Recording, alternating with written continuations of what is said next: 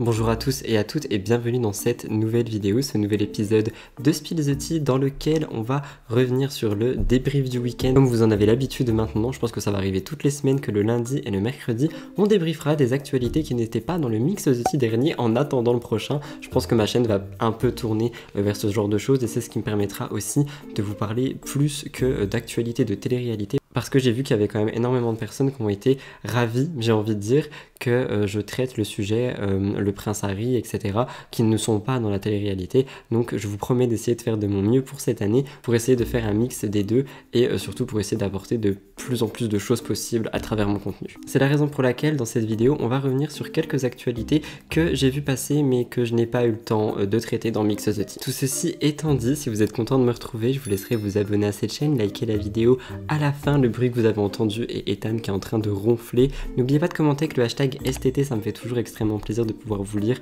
dans les commentaires de cette manière. Et surtout, je pense normalement que nous avons passé les 40 000 abonnés au moment où je vous parle. Donc je vous remercie énormément de tout cet engouement et la vidéo FAQ des 40 000 abonnés arrive ce vendredi. Tout ceci étant dit, je vais vous laisser là et je vais vous prendre mon petit café et j'ai envie de vous dire let's get into the tea.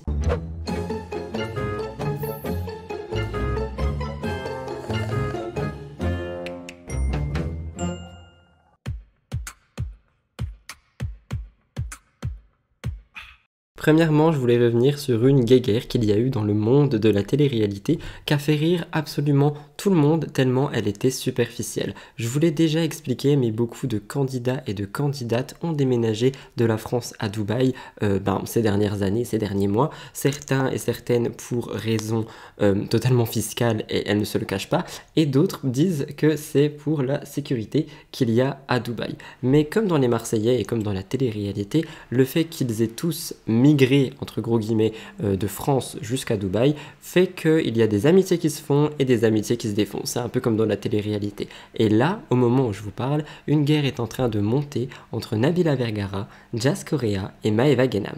On en a déjà parlé, et même sans en parler, ça se voit, ces trois candidates sont littéralement devenues riches grâce aux émissions de télé qu'elles ont pu faire, aux sociétés qu'elles ont montées. Donc pour Nabila, on a Nabila Beauty, pour Maeva Genam, on a également Maeva Genam Beauty, et pour Jazz, on ne sait pas trop, et j'ai pas vraiment envie de savoir. Mais quoi qu'il en soit, ces trois influenceuses ne cessent pas d'étaler leur argent. On en a d'ailleurs parlé il y a une semaine lorsque je revenais sur le fait que Jazz étalait un peu sa fortune ici et là, et vous m'aviez dit que en soi, si elle réussit, tant mieux pour elle, et c'est vrai que je suis d'accord et c'est ce que je vous dis aussi, mais comment elle fait cet argent? C'est surtout ça la question. Quoi qu'il en soit, quand une de ces trois candidates a décidé de dévoiler son dressing rempli de sacs de luxe, les deux autres évidemment ont suivi. C'est un peu comme Desperate Housewives, c'était vraiment oh mon dieu, elle a tout ça et elle le montre, moi aussi je vais faire pareil, et de là une petite guerre a commencé. Laissez-moi vous expliquer. Tout commence quand Maeva Genam a pris une photo de son dressing pour l'application Snapchat. Dedans on voit tous ces sacs de luxe, principalement Hermès, d'où le fait que cette partie s'appelle la guerre Hermès,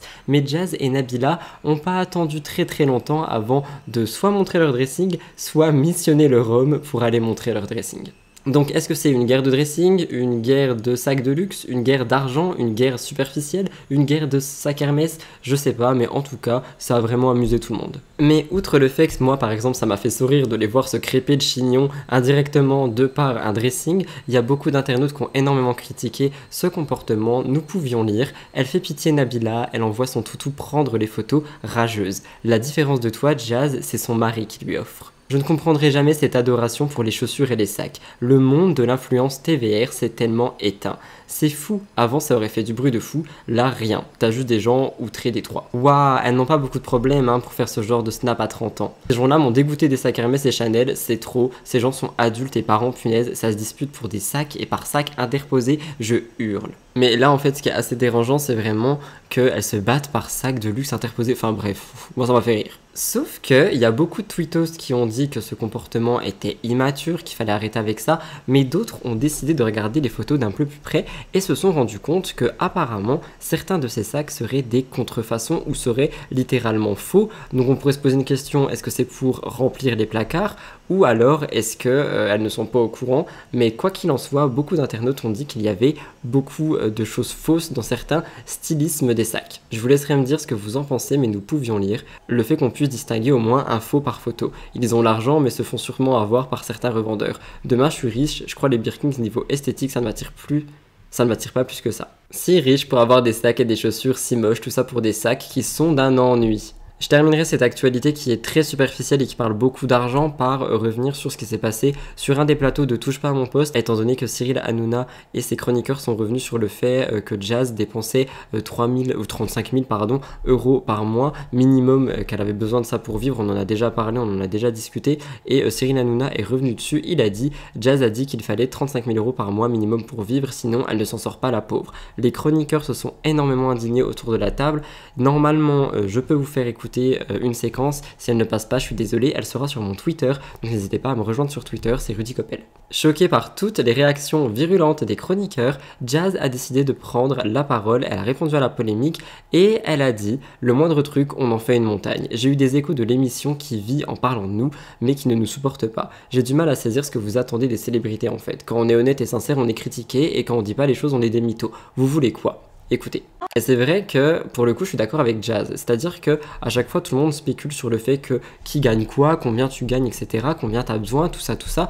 Jazz répond à la question et elle est quand même critiquée. Et c'est pour ça que je dis tout le temps qu'en fait personne ne sera jamais content sur internet ou peu importe, parce que peu importe ce que tu dis ou fais, au final tu te finiras par être critiqué. Donc juste si vous voulez être sur internet, vivez votre aventure sur internet. Mais après encore une fois c'est vrai qu'on souligne quand même que concernant Jazz, la JLC Family, etc., on peut pas oublier qu'il y a énormément d'arnaques, il y a énormément de rumeurs, de choses qui se passent avec les trading de Bitcoin et tout ça, donc faites très attention si jamais vous consommez leur contenu, essayez de pas trop craquer au bon plan qu'ils veulent vous proposer. C'était la toute première actu du débrief, j'avais envie de vous parler pour vous expliquer que l'argent c'est bien, mais que ça ne fait pas tout et que ces guéguerres sur les réseaux, c'est vraiment du superficiel, mais que d'un autre côté, honnêtement, moi qui ai mon nez planté dans toute l'actualité télé-réalité depuis maintenant des mois, quand je vois des trucs assez légers comme ça, où nous, en tant que téléspectateurs, on peut en rire parce que c'est pas se moquer méchamment, tu vois, on rit juste de la situation de voir des femmes de 30 ans se battre par sac interposé. Moi personnellement, je vous demande pas de les insulter ou de les critiquer, ou peu importe, juste prenez la situation avec du recul et regardez ça comme quand on regarde malheureusement leurs arnaques et leurs placements frauduleux. Là on peut regarder ça en mode c'est drôle, ça fait une petite série télévisée. C'est un peu comme si elles étaient en émission finalement, mais bref, tout ça pour dire que je trouve que c'est beaucoup plus léger que quand je parle par exemple d'Ilan Castronovo ou peu importe, et j'ai envie de vous parler aussi de trucs légers pour un peu dédramatiser tout ce qui se passe autour de la télé-réalité. Je suis obligé de mettre un trigger warning pour cette deuxième actu qui est hors télé, mais je pense que je dois vous en parler. Un drame s'est passé à une dizaine de kilomètres de chez moi et je veux vraiment revenir dessus parce que je pense qu'il faut vraiment qu'on évolue au niveau de la sécurité des enfants. Je pense que vous avez vu passer ça, mais un adolescent de 13 ans qui se nommait Lucas a mis fin à ses jours à cause de harcèlement scolaire, mais surtout d'homophobie. Ce jeune Lucas a mis fin à ses jours le 7 janvier 2023. Il aurait été, je cite, victime de harcèlement scolaire et d'homophobie selon sa famille et le collège de Golbet qui se trouve près de chez moi dans les Vosges est malheureusement en deuil depuis ce jour-là. Il était en classe de 4e, c'était un adolescent et il était victime d'harcèlement scolaire mais aussi d'homophobie. Suite à tout ça, heureusement, une cellule psychologique a été mise en place au sein de l'établissement pour que ses amis et tous les jeunes qui ont entendu ça puissent aller en parler librement. La directrice de l'académie a aussi expliqué à une radio que apparemment la situation avait été prise au sérieux mais que Lucas aurait dit que tout ceci s'était arrangé, que tout ceci s'était calmé. J'ai envie de dire que visiblement pas assez et que encore une fois, il faut vraiment faire en sorte de même surveiller ça après, parce que même si Lucas aurait dit que ça s'est arrangé, qu'est-ce qui vous dit que ça l'était vraiment, tu vois, si tu vis ça, peut-être que tu veux juste qu'on arrête de t'en parler ou j'en sais rien, mais je pense qu'il faut quand même garder un œil sur les enfants après qu'ils aient dit « Ah, ça s'est arrangé », parce que malheureusement ça peut finir en drame. Les parents de la victime ont lancé une cagnotte, on pouvait lire « Vos dons serviront à avoir des obsèques à la hauteur de l'amour que nous portons à Lucas. Les médisances, l'injustice, la méchanceté et l'inaction de certains adultes auprès desquels il s'était confié » parce que, en effet, s'il a parlé de tout ça à l'école, je comprends pas pourquoi est-ce qu'il n'y a pas eu de mesures, pourquoi est-ce qu'il n'y a pas eu plus de sécurité. Alors oui, on va me dire, on peut rien faire, patati patata. Si, moi je pense qu'on peut faire, je pense qu'il faut réprimander, qu'il faut punir, et il faudra combien de drames comme ceci encore pour que les choses bougent vraiment, parce que ça devient de pire en pire, je crois. Aucune plainte a été déposée à ce jour, mais le parquet d'Épinal dans les Vosges a ouvert une enquête préliminaire pour harcèlement commis sur mineurs de moins de 15 ans. Comme je l'ai dit, c'est très grave que ce genre de choses existe encore. On n'arrête pas de dire que le harcèlement tue, avec l'homophobie c'est encore pire, mais du coup, pourquoi est-ce qu'il ne se passe rien ? Il avait seulement 13 ans et malheureusement il n'a absolument plus d'avenir. Est-ce que vous êtes au courant qu'en ce moment les parents de certains enfants ne les laissent même plus sortir dehors voir leurs amis, etc. après les cours le soir parce qu'ils ont peur? Est-ce que vous vous rendez compte du monde dans lequel on tend à aller, et parce qu'il y a de moins en moins de sécurité, j'ai l'impression, ou peut-être que c'est juste ce que j'entends aux alentours ou j'en sais rien, mais non, enfin je suis désolé, j'ai l'impression que le monde va de plus en plus mal, ou du moins en France, et qu'on a de moins en moins de sécurité dans nos collèges. L'autre fois pareil, j'ai partagé une vidéo sur mon Instagram d'une maman qui avait laissé son bébé de 2 ans je crois à la crèche, et en fait il était pas surveillé et il a ouvert une porte, enfin la porte était entrouverte et il a marché, rampé dans un jardin en environ 2 minutes de marche. C'est un bébé de 2 ans ou 2 mois, je sais plus, mais dans tous les cas c'était un enfant et on peut pas laisser ce genre de choses, enfin on peut pas laisser un enfant sans surveillance, tu vois. Franchement, respectez tout un chacun, laissez les gens vivre, placez de vraies règles dans les établissements, de vraies surveillances, enfin quelque chose, mais faites en sorte de protéger les enfants et nos enfants, parce qu'il y a des enfants, enfin stop. Faites en sorte de protéger les familles, de protéger même les étudiants, mais toute personne qui est dans ce genre de cadre et où on sait que ce genre de choses peut arriver, il faut vraiment mettre des choses en place plus importantes que juste attendre qu'on nous dise « Ah, ça va mieux ». J'ai évidemment été chercher des chiffres pour peut-être que ça impacte plus. Selon UNICEF France, un enfant sur 2 se dit victime de harcèlement dès l'âge de 7 ans et un adolescent sur 4 à 18 ans. L'UNESCO estimait de son côté qu'en 2019, le harcèlement touchait en France 22% des élèves, et c'est beaucoup trop. Au niveau des violences à caractère anti-LGBT, ça a touché 7000 personnes et ça touche 7000 personnes chaque année. Les menaces 25 000, les injures 160 000, et rares sont les victimes qui portent plainte. Donc toute ma peine pour la famille, tout le courage à cette famille, et paix à l'âme de Lucas évidemment, encore quelqu'un qui est parti beaucoup trop tôt, et je suis désolé mais j'ai l'air peut-être froid et énervé, mais évidemment que ce genre de choses m'énerve. Quelque chose d'un peu plus, léger, oui et non, mais je voulais vous parler de Maeva Martinez, une ancienne candidate que j'aime énormément. Elle a un très beau parcours, je trouve, et j'ai l'impression qu'elle a beaucoup de choses à apprendre via ses réseaux sociaux, via son contenu, via sa chaîne YouTube, via son Instagram. Mais malheureusement, elle a été mêlée à une polémique via sa dernière vidéo chez Jérém Star, et un extrait de cette vidéo en fait a fait surface sur internet. Et tout le monde en parle. Dans cet extrait, on la voit discuter avec Jérém Star et elle fait des confidences assez inattendues sur sa vie intime devant son enfant qui est juste là. Les internautes ont été totalement choqués de ça et ils en ont parlé, et c'est la raison pour laquelle Maeva Martinez s'est retrouvée en top tweet dernièrement. Faut savoir que ça fait longtemps qu'elle n'a pas été sur nos écrans, à part dans Maman est célèbre, mais je parle de genre W9, etc. Ça fait très longtemps qu'elle n'a pas été sur nos écrans, et on apprendra via une interview de Sam Zira que c'est parce que ça ne lui plaisait pas, ça ne lui correspondait pas du tout, et surtout que apparemment c'était très mal payé. Elle disait c'était extrêmement fatigant, c'était des très gros tournages, mon fils était un peu plus compliqué ces jours-là, ça se passe comme dans les tournages de télé, bon on a l'habitude et en soi on écoute un peu parce qu'on sait pas trop, mais là quand il y a un bébé en jeu, quand c'est ton enfant, tu ne peux pas accepter tout, et c'était beaucoup de pression. Elle avait dit qu'elle était payée 400 € pour la première année de sa participation par jour, et qu'elle a demandé à doubler ceci parce que son travail demandait plus d'argent. Malheureusement rien n'a été fait, donc c'est pour ça qu'elle a arrêté Maman est célèbre, pour ceux qui se posaient la question. Mais cette fois-ci les confidences revenaient sur sa vie intime et ça a vraiment interpellé tout le monde. En effet, il y a quelques mois, Maeva Martinez a participé à une vidéo où il y avait Jérém Star, parce que vous le savez, il fait, je sais plus c'est quoi son nom d'émission, mais en gros il va chez les candidates et des personnalités qui ont des enfants pour Baby Story, voilà le nom, pour nous raconter un peu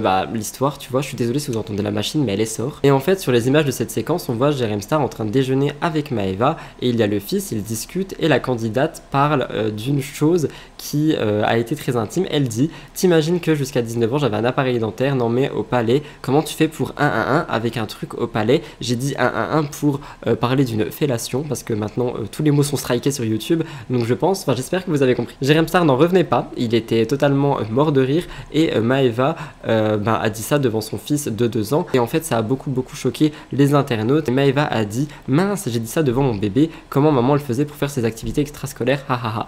Et en fait ça a vraiment choqué tout le monde, dans le sens où comment est-ce que tu peux dire ça devant un enfant? Je vous laisse écouter. J'étais très jolie quand j'étais jeune, hein, mais il fallait surtout pas que je sourie. Ah bon? Ah ouais, j'avais des dents comme as. C'était atroce. Genre, les gens se foutaient de ma gueule. On me disait, mais t'as bouffé du goudron ou quoi? T'imagines que jusqu'à 19 ans, j'avais un appareil dentaire? Bah, c'est pas bien grave. Mais non, mais sans Non, mais au déconner. palais, comment tu fais pour sucer avec un truc au palais? Mais ça va pas. Ouais, je dis ça dans mon bébé. Mais calmez-la, ça le fait bien rire en tout cas. Comment maman a faisait pour faire ses activités extrascolaires? Oh. Est-ce que cette séquence vous choque? Est-ce que, selon vous, on peut dire ce genre de choses devant un enfant de 2 ans? Qu'en pensez-vous? De mon côté, j'ai contacté Maëva Martinez qui m'a dit que, dans tous les cas, il n'a pas compris.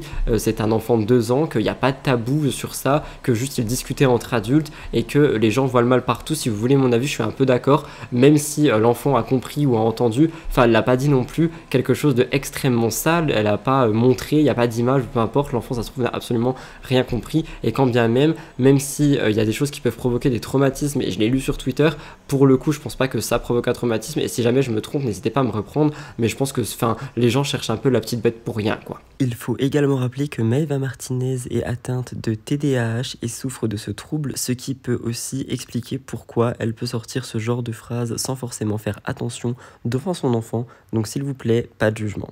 Finalement, ce sont encore Maëva Guénam et Jazz qui ont fait parler en cette fin de semaine dernière. En effet, une nouvelle guerre a éclaté entre les deux parce que elles se sont taclées sur les réseaux sociaux par rapport à la Green Card. Laissez-moi vous expliquer. J'ai dit Green Card, je voulais dire Golden Visa, pardon, je me suis cru aux États-Unis. Jazz a expliqué sur ses réseaux sociaux qu'elle venait de bénéficier de Golden Visa. Donc ça permet de travailler, étudier et faire des affaires à Dubaï pour une durée de 5 à 10 ans.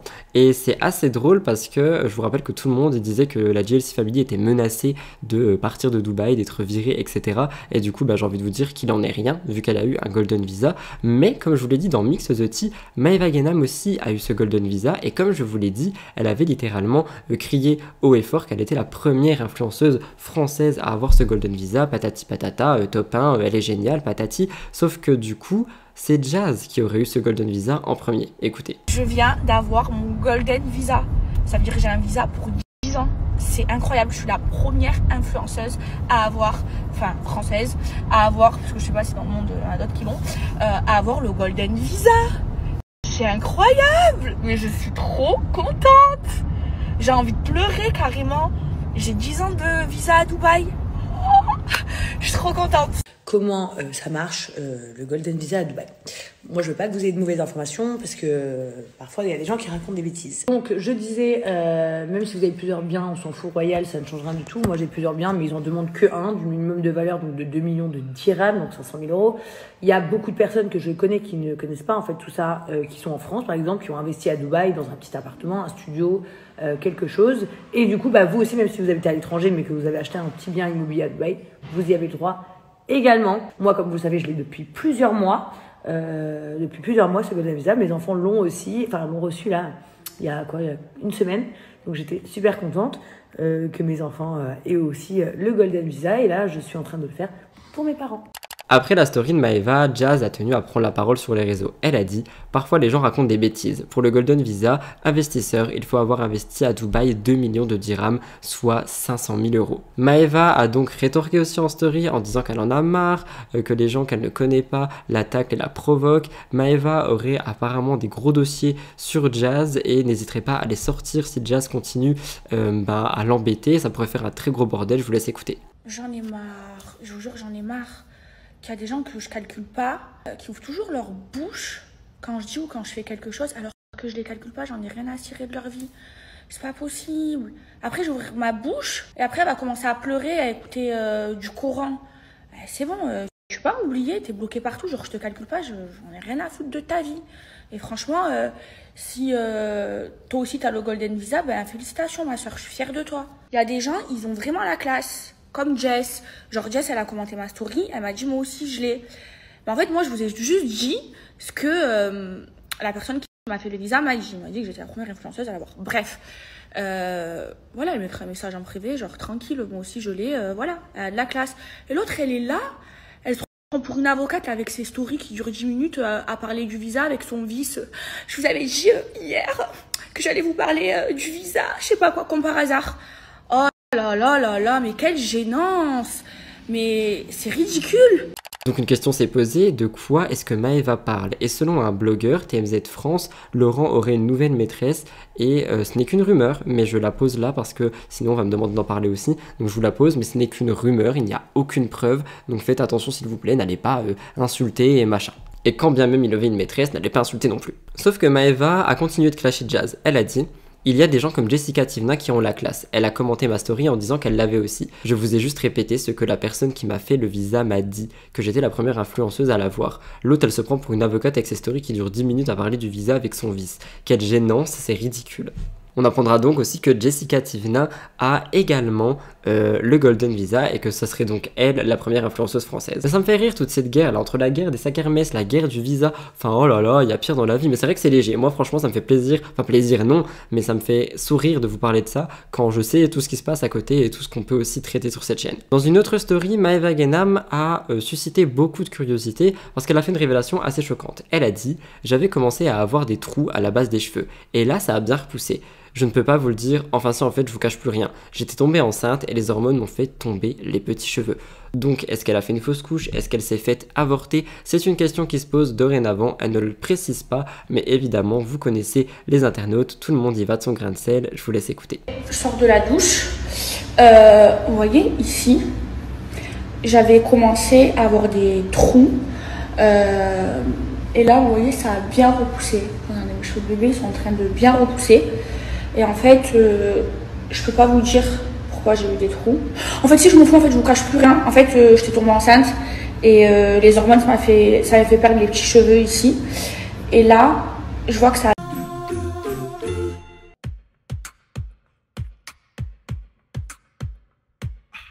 Voilà tout le monde, c'est donc tout pour cette vidéo, ce débrief du week-end. J'espère sincèrement que ça a pu vous intéresser et vous plaire. Si c'est le cas, n'oubliez pas de liker, commenter avec le hashtag STT et vous abonner juste en dessous. Ça me fait extrêmement plaisir et ça fait surtout développer la chaîne. Donc merci à... J'ai fait casser un verre, oh my god. Donc merci à toutes les personnes qui le font. Et pour les autres, si vous avez juste envie de regarder sans forcément réagir pour le référencement, c'est pas grave non plus, je vous aime tous d'amour. Je vous retrouve dans 2 jours, donc ce mercredi, pour l'autre partie du débrief du week-end où on va aborder d'autres sujets avec Maëva Martinez, mais également la disparition de Jaja et tout ce qui s'ensuit. Donc j'espère que ça va vous plaire. Et en attendant, je vous laisse là. Rejoignez-moi sur tous les réseaux sociaux, je vous aime d'amour. Et à dans 2 jours. Bye guys!